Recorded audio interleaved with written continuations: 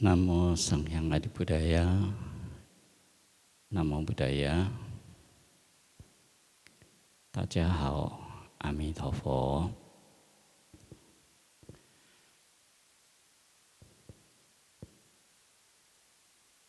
Biasanya kita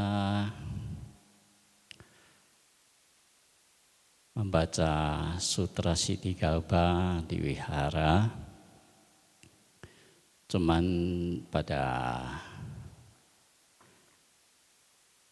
tahun ini kita dilanda wabah virus corona, maka pada tahun ini kami sangga membaca di wihara. Umat boleh ikut baca di rumah.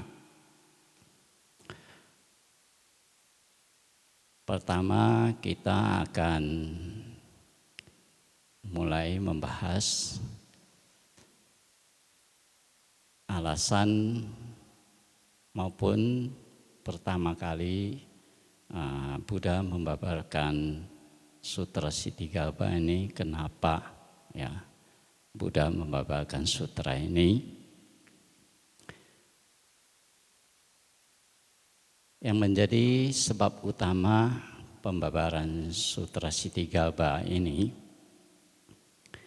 adalah sebagai ungkapan rasa bakti dari Buddha Sakyamuni kepada ibunya. Yang kita ketahui bahwa Buddha Sakyamuni sebelum menjadi Buddha, ya, waktu beliau dilahirkan sebagai Pangeran Siddhartha, setelah dilahirkan ibunya, setelah 7 hari kemudian wafat dan terlahir di surga Tusita. Nah, jadi sebagai seorang manusia, kita wajib memberikan bakti kepada orang tua,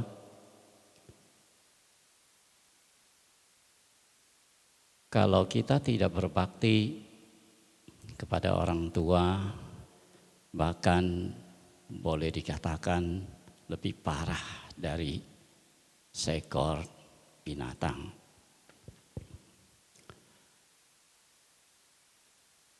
Bahkan kita lihat seperti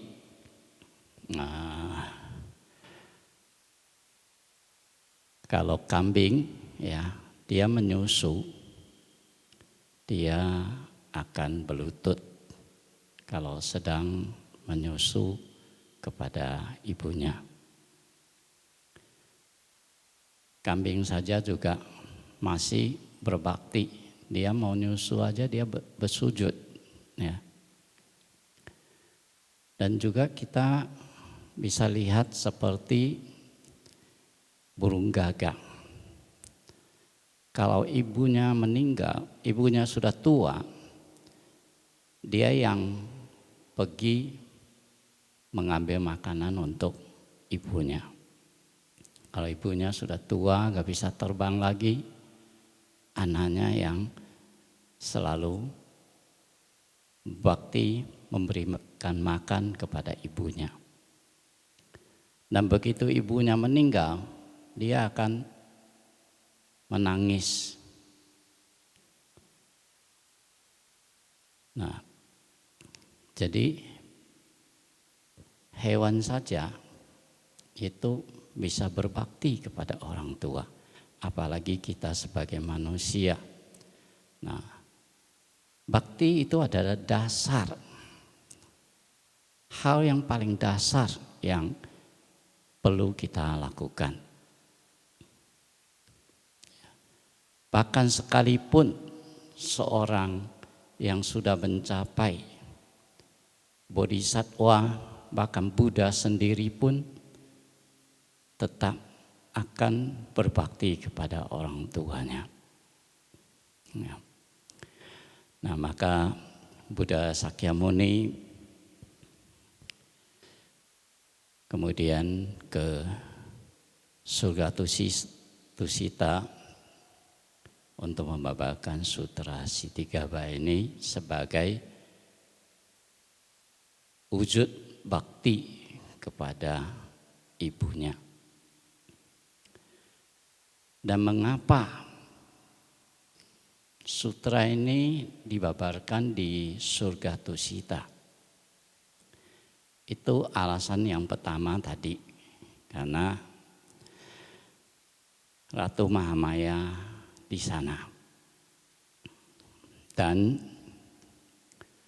alam Tawatimsa ini sebagai alam yang surga yang tidak terlalu tinggi. Seperti kita ketahui surga Catur Maharajika yang paling rendah, kemudian tingkat yang kedua surga adalah Tusita. Surga ini adalah tempat yang bisa didatangi oleh alam-alam yang lain. Ya. Dari bawah bisa dari alam hantu sampai ke alam yang paling tinggi. Itu semua bisa datang. Kalau terlalu tinggi, yang bawah gak bisa datang. Nah, maka itu alasan kedua kenapa sutra ini dibabarkan di surga Tusita. Suatu Buddha ke sana dan membabarkan Sutra Siddhigarbha ini, makhluk yang hadir itu dari yang Buddha sampai ke alam hantu itu semuanya itu banyak sekali. Satu-satunya sutra yang dihadiri oleh makhluk yang tak terhitung banyaknya yaitu di Sutra Siddhigarbha ini. Pertama yang datang adalah para Buddha dari 10 penjuru, para bodhisattva, para mahasatwa, yang juga didampingi oleh pendampingnya masing-masing. Semua hadir ke sana. Itu pukeso, gak bisa diungkapkan dengan kata-kata. Banyaknya itu banyak sekali. Buddha saja, bodhisattva, mahasatwa saja itu sudah banyak sekali. Gak bisa diungkapkan dengan kata-kata. Dan juga dari dunia saha maupun dunia lainnya, yaitu dari dewa, naga, dari alam Catur Maharajika, dari alam Tawatimsa sendiri, semua dewa datang. Termasuk juga dewa Yama. Ya. Tusita sampai ke alam Brahma pun itu semua datang. Ya. Brahma yang paling rendah adalah Brahma Kaika. Alam Brahma Kaika sampai ke alam Brahma Rupadatu yang paling tinggi yaitu Maha Maheswara. Ya. Juga datang. Dan juga dari Arupadatu 4 tingkat semua datang sampai yang paling tinggi itu Newasanya, Nasanya, Yatana. Semua ada hadir di situ. Dan juga dari dunia saha maupun dunia lainnya, yaitu dewa-dewa rendah yang bukan di alam dewa, tetapi yang di bumi seperti dewa laut, dewa sungai, dewa kali, dewa pohon, dewa gunung, dewa bumi, maupun dewa-dewa lainnya, semuanya juga tak terhitung datang hadir di Tawatimsa. Bukan itu saja, bahkan juga dari dunia saha ini maupun dunia lainnya, yaitu dari alam hantu. Para maharaja hantu datang semua, ya. Yaitu ada hantu, raja hantu yang matanya sinis, galak, ya. Kemudian ada maharaja hantu, penghisap darah, raja hantu pemakan janin dan telur. Juga ada raja hantu yang baik, yaitu yang penuh kasih sayang, yang berbudi luhur, dan juga membawa serta raja hantu kecil lainnya hadir di sana. Itu banyaknya itu gak bisa dihitung, tak terkira, tak terbayangkan, tak bisa diungkapkan dengan kata-kata. Bahkan Buddha Sakyamuni bertanya kepada Bodhisattva Manjusri bahwa makhluk yang datang ini semua kamu tahu berapa? Ya. Dan kita ketahui Bodhisattva Manjusri memiliki kebijaksanaan yang sangat luar biasa. Hanya bisa dipahami, diketahui, ya, oleh Buddha saja.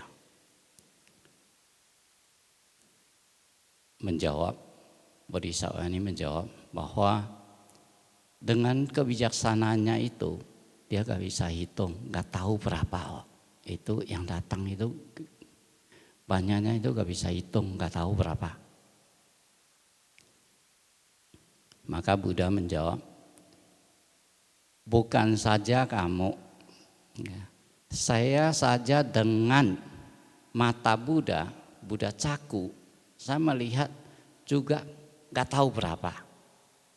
Gak bisa hitung, sudah gak bisa diungkapkan dengan bilangan berapa itu, nolnya itu gak tahu, gak bisa hitung. Ya. Nah, ini satu-satunya sutra yang dibabarkan yang begitu banyak makhluk yang datang hadir mendengarkan khotbah dari Buddha Sakyamuni.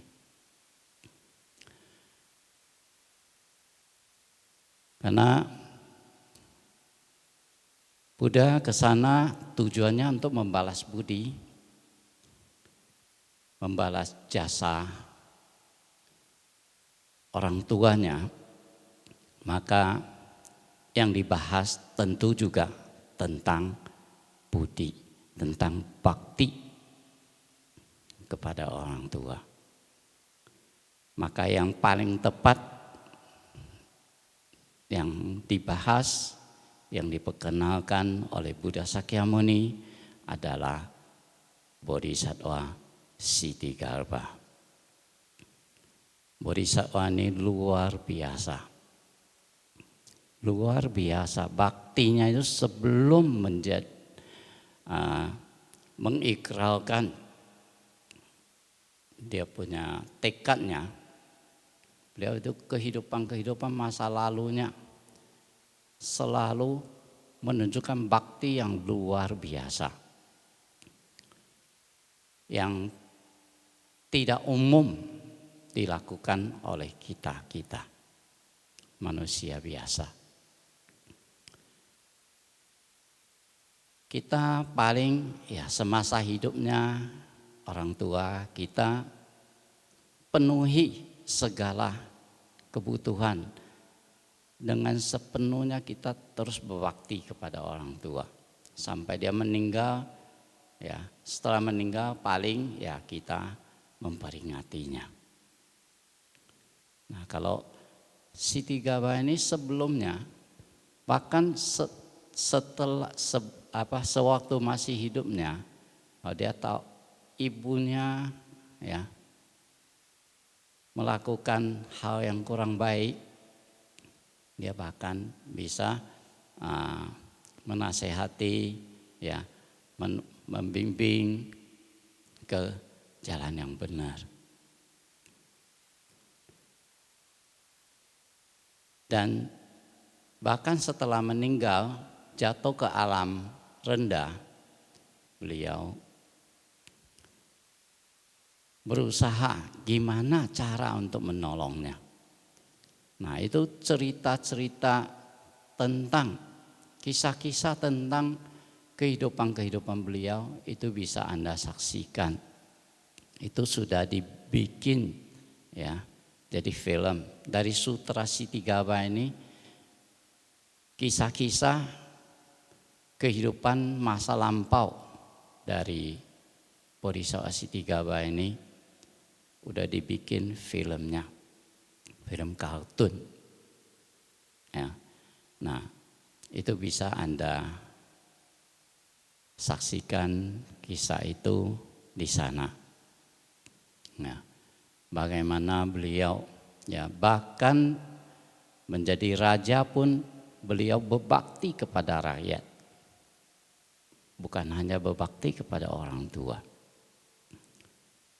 Rakyatnya melakukan kejahatan pun dia menolong, bertekad.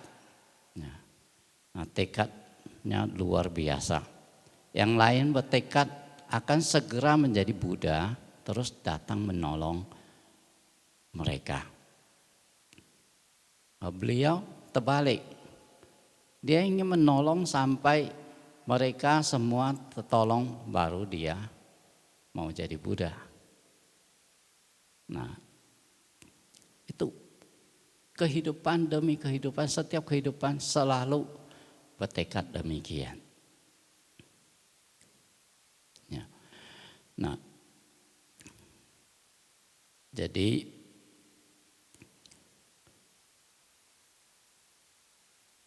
kita bisa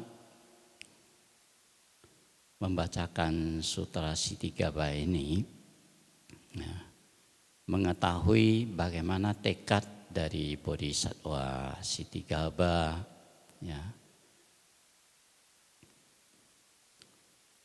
kita akan memperoleh manfaat yang sangat besar sekali.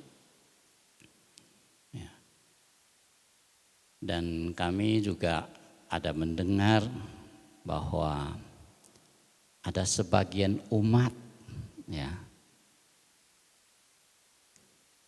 tidak berani baca sutra ini di rumah. Katanya kalau baca jadi mengundang hantu ke rumah. Jadi takut Ini merupakan suatu pandangan yang kurang pas, kurang tepat. Karena banyak beranggapan bahwa Siti Gaba, Bodhisattva Siti Gaba ini khusus tugasnya itu di neraka saja.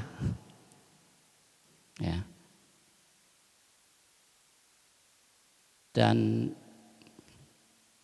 mungkin banyak juga beranggapan bahwa hantu-hantu, setan-setan itu semua tinggalnya juga di neraka. ataupun di alam ya yang lain gitu, alam hantu. Padahal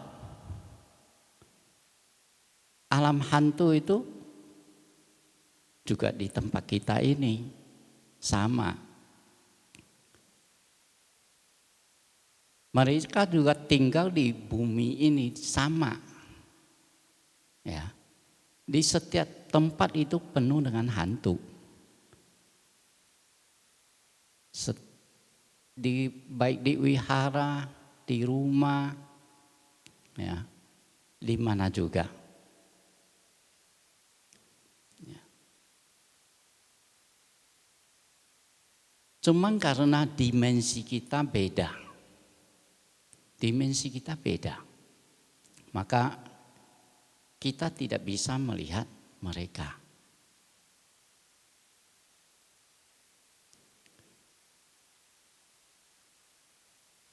Jadi kalau kita baca Sutra Sitigawa ini bukan mengundang mereka. Mereka itu di mana-mana ada. Nah, tapi dengan kita membaca Sutra Sitigawa, berarti kita kan pertama secara tidak langsung kita mewakili Buddha, membawakan Dharma kepada mereka. Dan mereka bahkan bisa menjadi sadar dan menjadi baik. Kadang kenapa di rumah kadang ada keganggu sama hantu ya. Nah, itu karena mungkin kita ada berbuat sesuatu yang mengganggu mereka. Maka kita diganggu balik. Jadi bukan karena diganggu tempat itu baru ada hantu. Hantu itu bukan sembarangan ganggu orang. Kalau kita mengganggu mereka, mereka baru mengganggu kita. Kadang tanpa sadar, ya. Atau misalnya kita masuk kita pindah rumah, ya. Tempat itu padahal mereka sudah tinggal, tapi kita tanpa minta izin kita gak tahu. Nah, ya mereka merasa keganggu. Nah, kita diganggu. Nah, jadi dengan kita membaca sutra di rumah, mereka menjadi sadar, menjadi baik. Bahkan mereka akan menjaga kita. Sebaliknya. Jadi jangan salah. Dan Sitigawa sebenarnya Bodhisattva Sitigawa ini tekadnya luar biasa.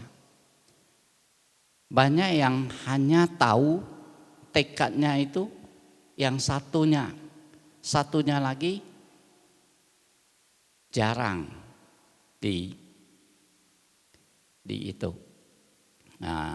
diketahui atau jarang diucapkan. Semua lebih banyak mengucapkan Di Bukong Si Bu Cheng Fo. Hanya itu saja. Di Wei Kong Si Bu Cheng Fo. Hanya itu saja. Padahal ada lagi. Belakangnya ada lagi. Satu lagi. Yaitu Zhong Sheng Du Jin Fang Zheng Puti.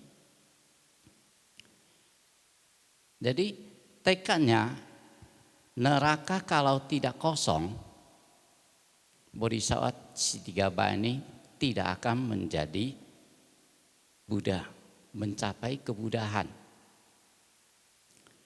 Dan Zhong Sheng Du Jin Fang Zheng Puti itu semua makhluk kalau sudah ditolong sampai habis, beliau baru bersedia mencapai kebodian.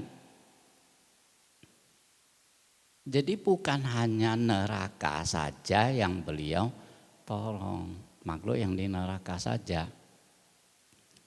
Tapi semua, sampai semua makhluk itu kosong. Kalau bahasa Hokkien kita bilang pau boy, pau be, ya. Beliau yang mau terakhir, orang yang terakhir jadi Buddha.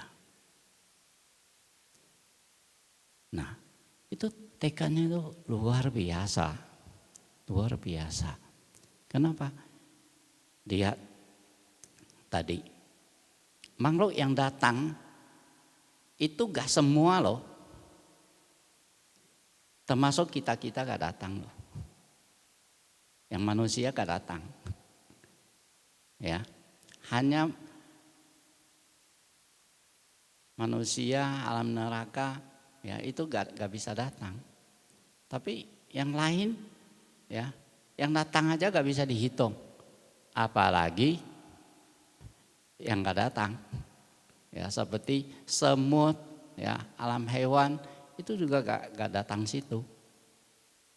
Ya, yang datang itu yang dewa-dewa, yang Buddha, Bodhisattva, ya, yang raja-raja hantu, ya, sama yang dewa-dewa yang rendah yang datang.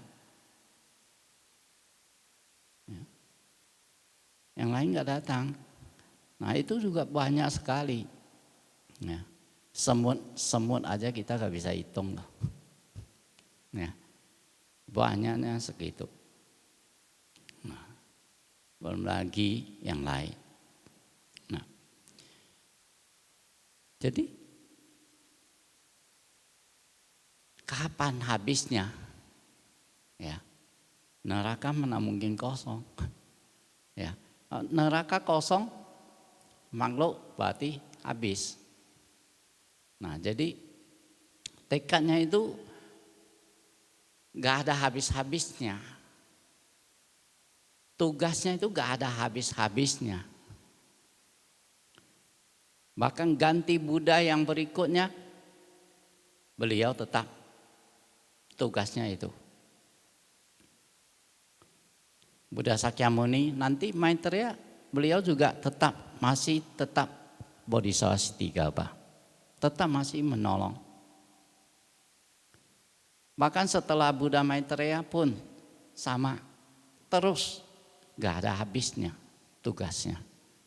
Maka luar biasa, itu benar-benar luar biasa.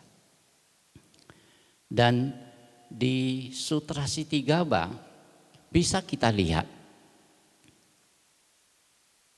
Bodhisattva Amitabha ini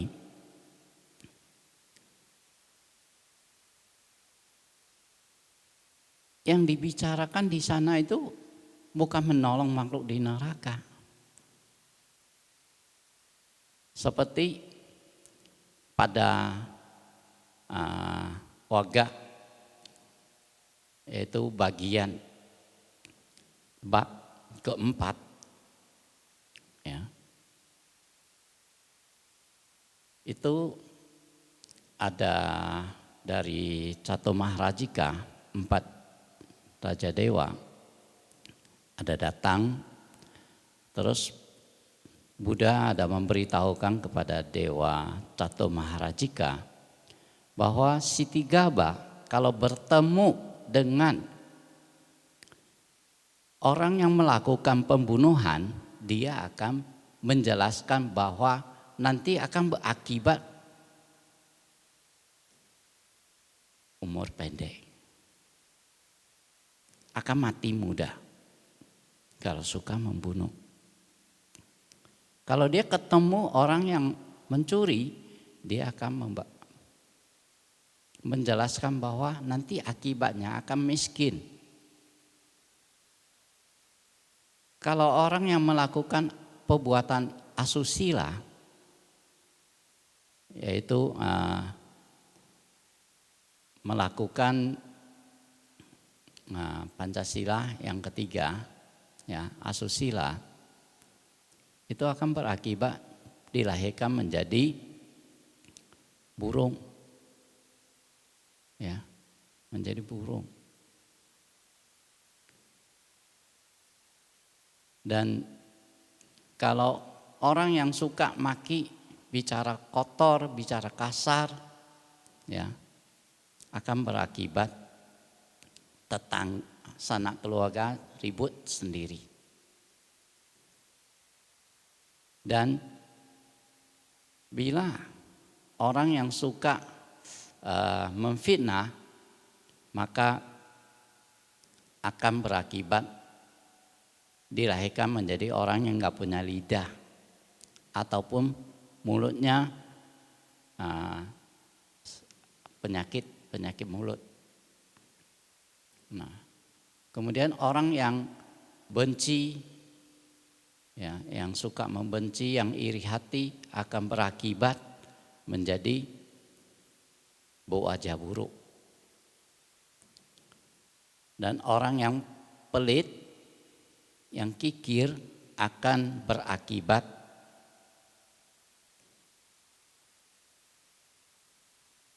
tidak sesuai dengan apa yang diharapkannya.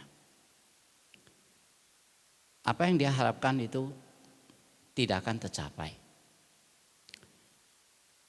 Dan orang yang makannya rakus, gak ada kendalinya, itu akan berakibat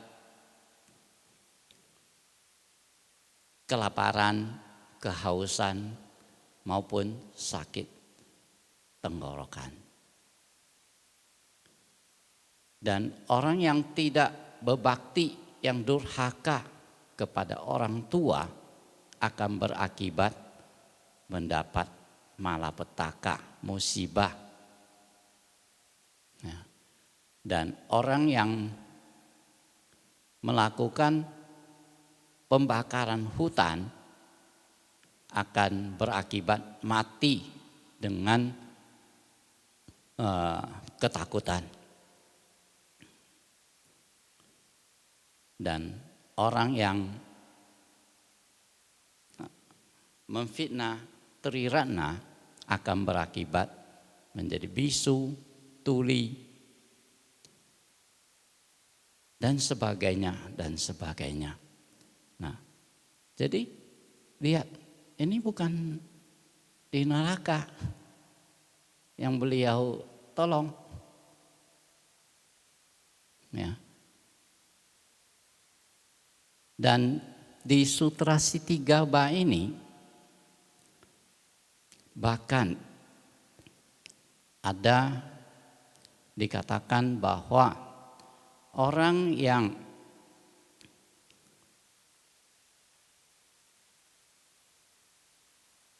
memuja kepada ataupun menghormati, bersujud, memberi persembahan kepada Bodhisattva Sitigaba ataupun mengagungkan Sutra Sitigaba ini, maka Raja Hantu beserta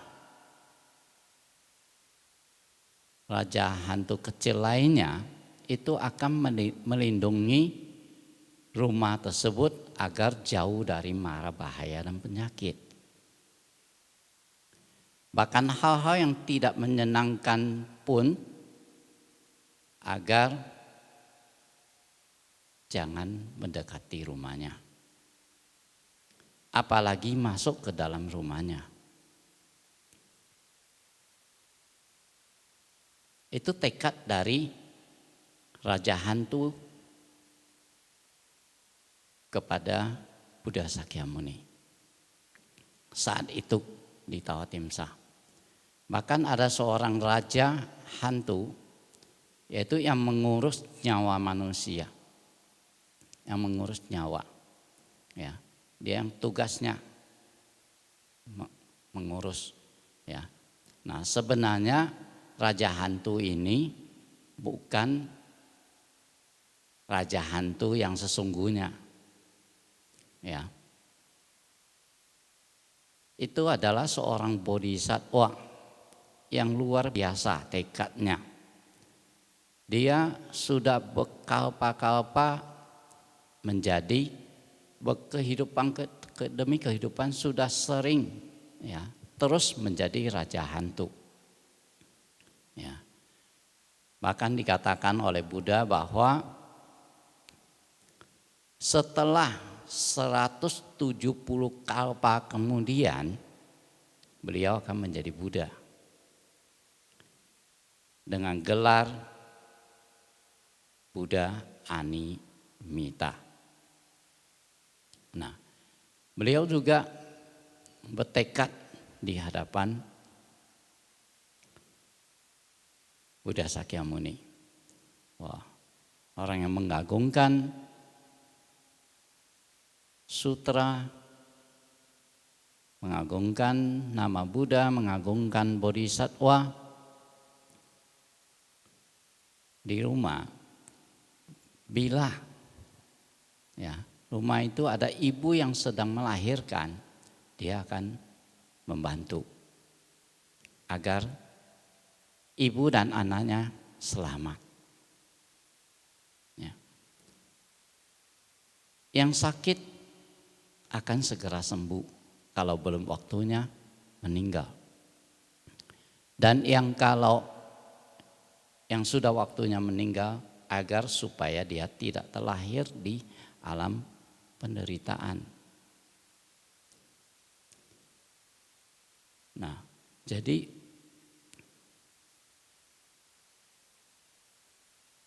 ini semua di alam manusia. Ya. Dan bahkan yang terakhir ya ada dikatakan bila kita dengan sepenuh hati memuja, mengagungkan Bodhisattva Ksitigarbha maupun membaca atau mendaras sutra Ksitigarbha ini, maka mereka akan memperoleh 28 manfaat. Yaitu pertama, akan selalu dilindungi oleh Dewa Naga. Yang kedua, akan memperoleh pahala kebajikan yang makin bertambah. Pahala kebajikan itu akan menjadi makin bertambah. Ketiga, benih kebaikan yang terkumpul itu akan dia terkumpul benih kebaikan dari Buddha Dharma. Keempat, dia tidak akan mundur dari jalan kebodian. Dan yang kelima, cukup sandang panggangnya. Keenam, terhindar dari musibah dan wabah penyakit. Ketujuh, terhindar dari banjir dan kebakaran. Kedelapan, terbebas dari pencurian dan perampokan. Kesembilan, ia akan selalu disegani dan dihormati orang. Kesepuluh, mendapat dukungan dan bantuan dari dewa maupun hantu. Kesebelas, wanita akan dilahirkan ataupun dapat dilahirkan menjadi pria pada kehidupan mendatang. Kalau dia ingin. Dan atau kalau dia tidak ingin, mungkin dia bisa dilahirkan menjadi permaisuri atau putri raja. Ke-13 akan memperoleh wajah yang cantik dan anggun tanpa cacat. Ke-14 selalu memperoleh kesempatan terlahir di surga. Ke-15 ataupun dia bisa menjadi raja atau sebagai kepala negara. Ke-16 dapat mengetahui kehidupan masa lampaunya. Ke-17 permohonannya akan terkabul. Ke-18, sanak keluarganya akan selalu tentram dan bahagia. Ke-19, semua malapetaka lenyap. Ke-20, terhindar dari alam penderitaan. Ke-21, semua tujuan jalannya akan lancar. Ke-22, kalau malam dia mimpi akan selalu mimpi yang indah. Ke-23, leluhurnya akan terbebas dari belenggu penderitaan ataupun alam penderitaan. Ke-24, semasa hidupnya kalau leluhur itu pernah menanam kebaikan akan dapat membantunya lahir di alam bahagia. Ke-25, dipuji oleh para suciwan.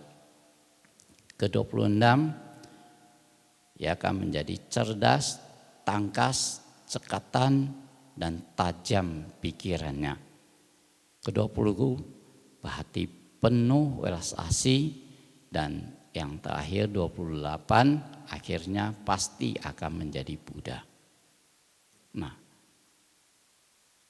ini boleh dibilang bukan di neraka, bukan di neraka. Jadi jangan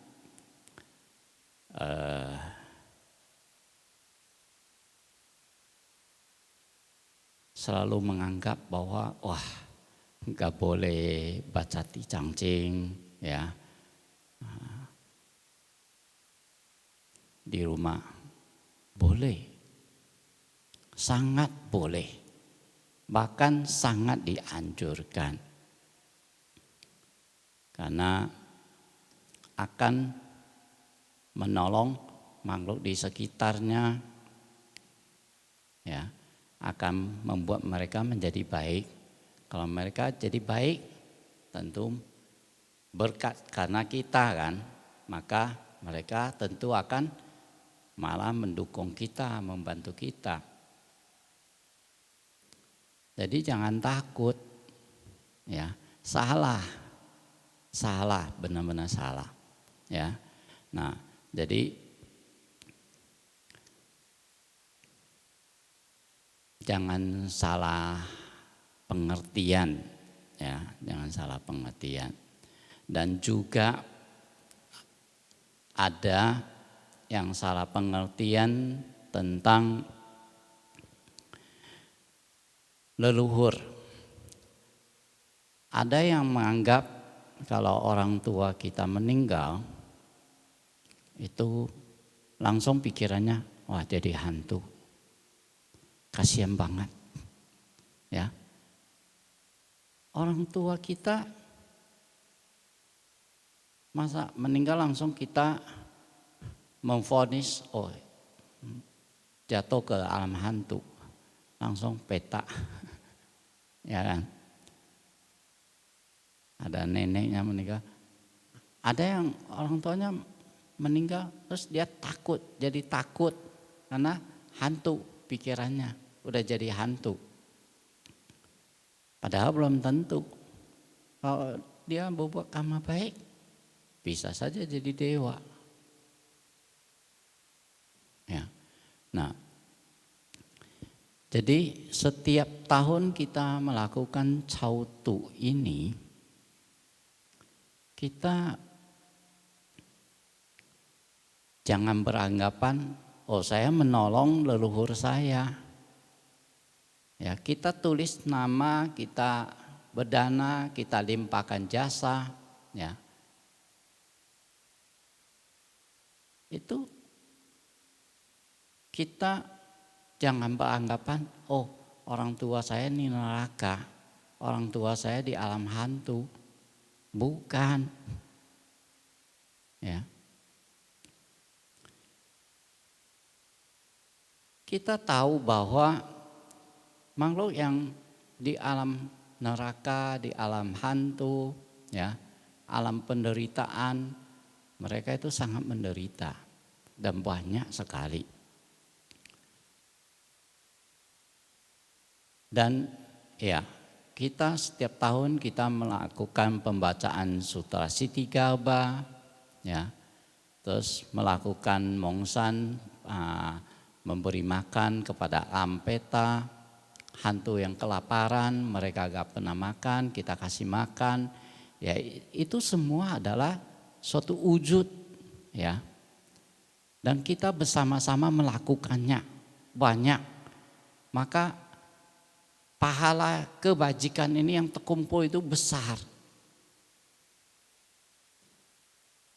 Baru dari pahala kebajikan ini kita limpahkan kepada leluhur kita. Kepada leluhur kita. Jadi nggak tahu mereka di mana. Mereka kalau di alam dewa, ya mereka akan juga memperoleh pahala kebajikan itu. Mereka akan semakin bahagia.